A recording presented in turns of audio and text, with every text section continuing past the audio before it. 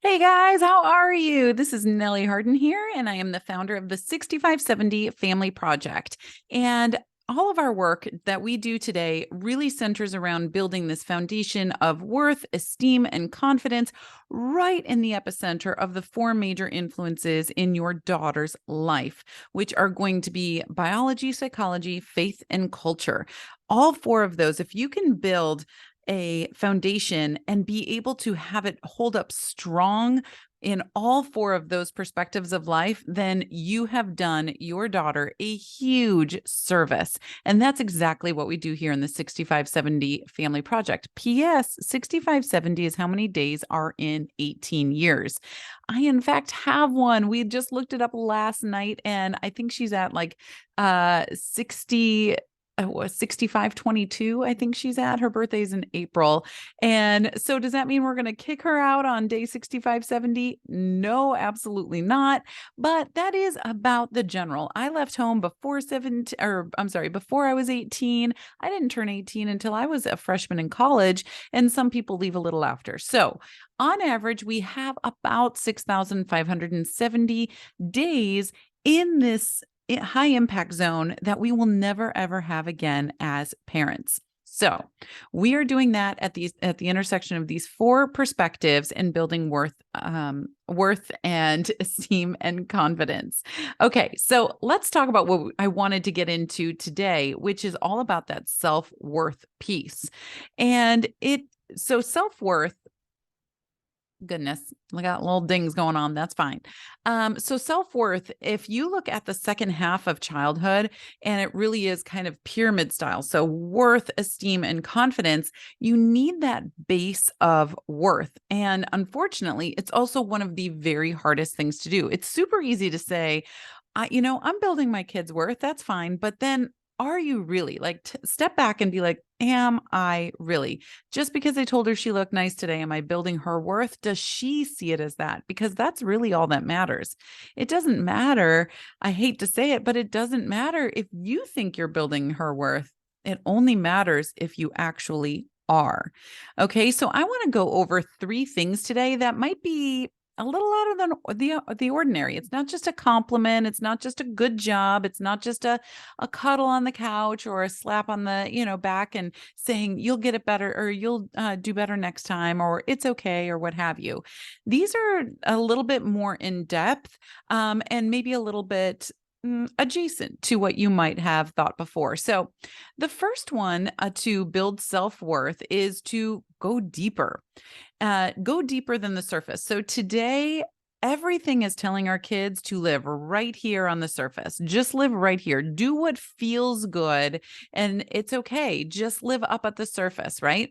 But the thing is, like, life is hard. Life is hard. And if they're always living up at the surface, which is where this herd mentality is, come with us, you'll feel good, we'll make sure that you're happy, not joyful necessarily, but happy, right? All of that is happening, and they're being drawn to this surface kind of life. But life is hard, and dreams, they really take hard work. And that hard work is from them if they want to achieve those dreams. They can't live at the surface, right? So one of my daughters, just give you a real quick example of this. One of my daughters was making a shake the other day, and she's like, hey, mom, she's putting fruit in there and this powder and all these things that we have. She's like, hey, mom, can I put honey in here too? And I'm like, girl, you already have like a good amount of sugar in there. You don't need any honey. And she's like, but it needs pizzazz. And I was like, why does it need pizzazz? And she was like, well, everything needs pizzazz, which is funny, and I enjoy the sentiment, but let's go back a second. So I asked her, I said, what is the purpose of food? And she said, to taste good. And I said, no, it's wonderful if it does and when it does, but what is really the purpose of food? And she was like, to run our bodies? I said, yes, absolutely. So the purpose of food is to nourish us. And secondary is to taste awesome because we're foodies. I mean, I love food. I am not saying, go eat, I don't know, a biscuit for the rest of your life. I am a foodie and I love it, but not everything has to be pizzazz, right? And have that excitement behind it, because what happens then whatever you're doing is not going to be as exciting, and you're going to need something more exciting and more exciting. And hello, am I describing addiction? Yes, I am. Okay. So then another example of this is we were just on a field trip in Washington, D.C., and it was me and it was myself and my three youngest daughters. And dad and oldest daughter got to stay home and live it up for the weekend. And well, I say got to, I was really happy to go to DC. We had such a great time. I had never been there before. And it was just this 48 hours of go, go, go, but it was so, so good. Anyway, we were talking at Mount Vernon about George Washington, and we had someone that was taking us around and talking to us about it and everything. And she was teaching us through his leadership, which I so appreciated. And so, but she asked the kids, okay, what do you know? And these were all middle schoolers here and ninth grade. What do you know about George Washington? And of course, there's scaredness. There's, because that comparison, which we'll get to in a couple minutes, all of these things. So they're like, he was the first president and he was really, really good. And he was the first president. And that's all we got. So that was pretty much what it was. And she was like, okay. But this is what I mean about going deeper. They were able to see someone that they see as a really, really good person, but they didn't even know necessarily why, because whatever they'd heard about him, except for the fact that he's the first president, was in and out. But we talked about how he was humble and creative and generous, and he led by example. He was patient. He was a reader. He took very wise risks. He was very experimental in whatever he was interested in.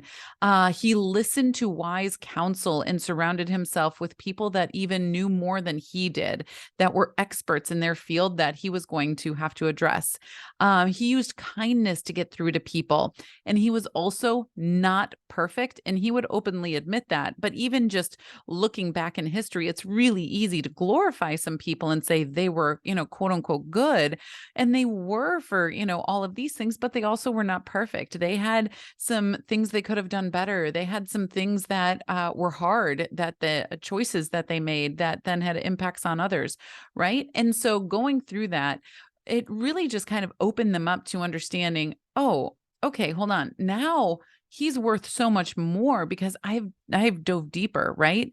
And I see what he's done, and I can see how I could do that too. Okay. So number 2 is going to debunk the roadblocks. Okay. So the first one was to go deeper, just in your conversations, what you're learning, what you're doing, go deeper and help them understand that there is hard work and life is hard work, and you can't live at the surface, and you can't just follow the crowd, or else their dreams, their beautiful dreams, are not going to come to fruition. Okay. It's not about feeling good. It's about doing what is good and doing the right thing that is in your path, in line with your gifts and talents, etc. Okay. So number 2 is debunk the roadblocks. And here's the thing, to do great things, and I really believe that we're all meant to do great things, it means to not follow that crowd. There's that crowd again, right? The herd mentality. And one of the biggest roadblocks at this age, for good reason, in all the 4 areas, which is why you need to put your foundation right in the middle, in all 4 areas of biology, psychology, faith, and culture, all of those faith, they're trying to establish their own faith in the second half of childhood, right? Not just ride the coattails of any of their parents' faith or non-faith. Whatever that is, they're establishing their own ideas and their own faith during that time. And so one of the biggest things that naturally comes up in all 4 of those areas is comparison, you guys. And so we need to help them stop comparing. And so here's some sentences that can come up. I didn't do well, but no one else did either. So it's okay because no one did well and I didn't do well. So I'm still in the herd, right? I didn't want to go and dance, but I'm sorry. I did want to go out there and dance, but no one else was. So I just stood there. So sad. I'm not a dancer. I love to dance at weddings. I am not by any stretch of the imagination a professional dancer by any means, but Hardens, we dance. We like to get out there and boogie. So what about, I don't want to set aside quiet time. The others in my youth group don't, so why should I? Right? I didn't want to drink, but everyone else was. So I did, right? Peer pressure is just another form of comparison, you guys. It's just another word for comparison. And then everybody else is having sex, so I did too, right? All of these things are all rooted in this comparison roadblock, which that is tied into belonging, which I'll get to in a minute. But the antidote to this is to own their own path. Own their own path. We're all walking our own paths. And whether you think that you're in a herd mentality or not, we're all walking our own paths. And the more that they know that now, the better that they can just put comparison away. Comparison can just be that thing that they see in the audience because it's always going to be there. It will never, ever, ever leave. It's just the way that our human messy brain is oriented. But we can see it, we can wave to it, we can acknowledge it, and then walk past it because we are on our own path. Okay. And so that is the antidote to comparison, is owning their own path. And then they can just turn their back to it and walk away from it. Okay. Number 3 then is know the sacrifice. Know the sacrifice. We are building their self-worth. They are going to own their own path, right? And they are going to go deeper and understand people and things on a deeper level. And that goes for themselves too. But know the sacrifice. So they don't just live in a bubble, right?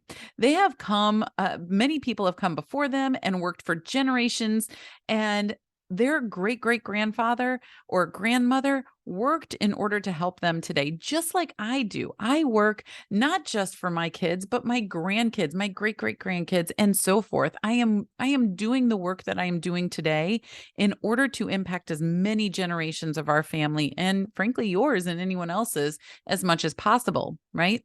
And just like we do that, just like you do that, your ancestors have done that too. And so having your kids understand the people that have come before them in your family can be really, really impactful.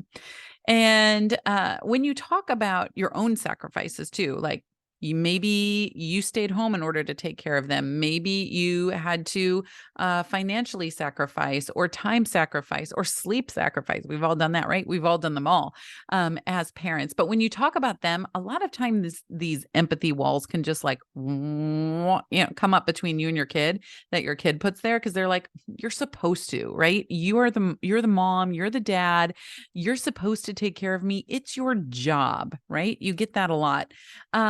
And that is a type of attitude. But one of the things that you can do is carefully expose them and show them the world that so many unfortunate kids today have, and that they don't have parents who lean into them and love them with intention and guide their kids. And that can be really impactful. And unfortunately, there are many, many, many. And what you can do is you can serve that community together, because they don't have someone that will stand up for them and guide them and say yes to them and say no to them and love on them and train them for adult life. And so when you can come together to serve that community together and show them that love, wow. I mean, that can really turn around things. Okay. And then lastly, what I want to share with you. So we had the go back to my notes here.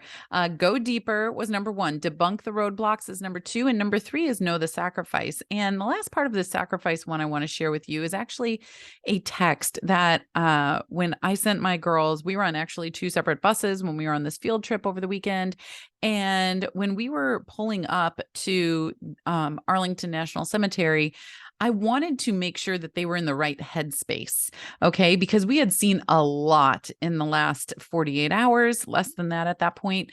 We had seen a lot, we had learned a lot, we had read a lot. They had also, been on the bus with their friends and all these things. But going into a space like that, I needed them to understand what they were walking into. And so I sent them this text, and I just want to read it to you because it has all to do with the sacrifice. So it says, this weekend we have learned and been reminded of the fact that God's story has been going on long before us and will go on long after us. Finding our place and purpose, what we are called to in that story, is our job. And to do that, we need to be in close counsel with God. We have seen grand architecture and the places of great men and women who have changed history with their ambitions, many of whom have directly changed your life, even if they died hundreds of years ago. Without their work, you would most definitely be in a different world right now. Now, today, we are going to see and honor the hundreds of thousands that have sacrificed their lives so you can live yours. God sacrificed his son to save your soul and give you eternal life if you choose.